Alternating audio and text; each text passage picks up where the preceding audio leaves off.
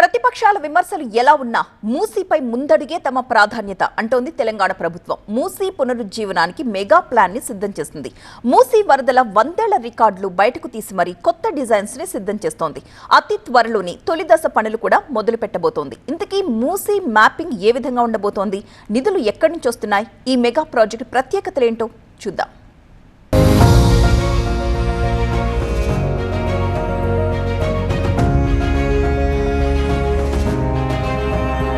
ఒకప్పుడు భాగ్యనగర జీవన వాహినిగా వెలిగి ఇప్పుడు కాలుష్య కాసారంగా మారిన మూసీ నది సరికొత్త చరిత్రకు సిద్ధమవుతోంది.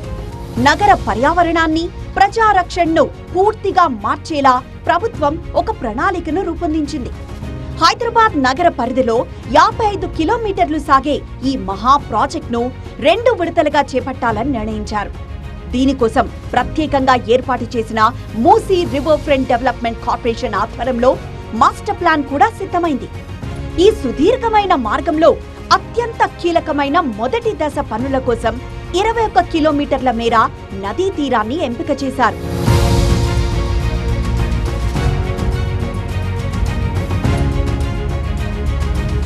ఈ తొలి దశ పనులను 2 ప్రధాన మార్గాలుగా విభజించి పనులను వేగవంతం చేయనున్నారు. అందులో మొదటి రూట్ హిమాయత్ సాగర్ రిజర్వాయర్ నుంచి ప్రారంభమై 9.5 కిలోమీటర్లు సాగుతూ బాపుఘాట్ వద్ద ముగుస్తుంది. అలాగే రెండవ రూట్ గండిపేట దగ్గరున్న ఉస్మాన్ సాగర్ నుంచి మొదలై దాదాపు 12 కిలోమీటర్లు సాగి తిరిగి బాపుఘాట్ వద్దే కలుస్తుంది.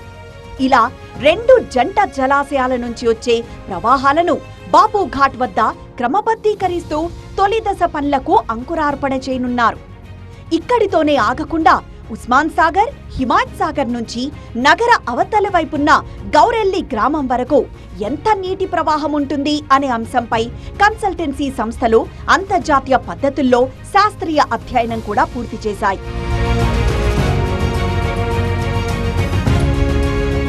గత 100 ఏళ్ల వరద రికార్డులను పరిశీలించిన రూర్కీలోని నేషనల్ ఇన్స్టిట్యూట్ ఆఫ్ హైడ్రాలజీ సంస్థ తెలంగాణ ప్రభుత్వానికి కీలక సిఫార్సులు చేసింది.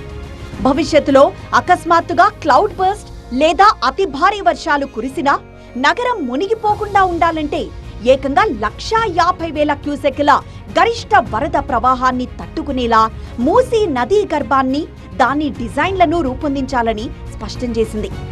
రూర్కీ నిపుణుల కమిటీ ఇచ్చిన ఈ నివేదిక ఆధారంగానే ఇంజనీర్లు ఎక్కడికక్కడ హైడ్రాలిక్ నిర్మాణాలను ప్లాన్ చేశారు. ఇక ఇంత పెద్ద భారీ ప్రాజెక్టులకు నిధుల సమీకరణ ఎలా అన్న దానిపై కూడా ప్రభుత్వం స్పష్టమైన రోడ్ మ్యాప్ ను కేబినెట్ ముందుంచింది. మొదటి దశకయ్యే మొత్తం అంచనా వ్యయం 7,345 కోట్ల రూపాయలుగా తేల్చారు.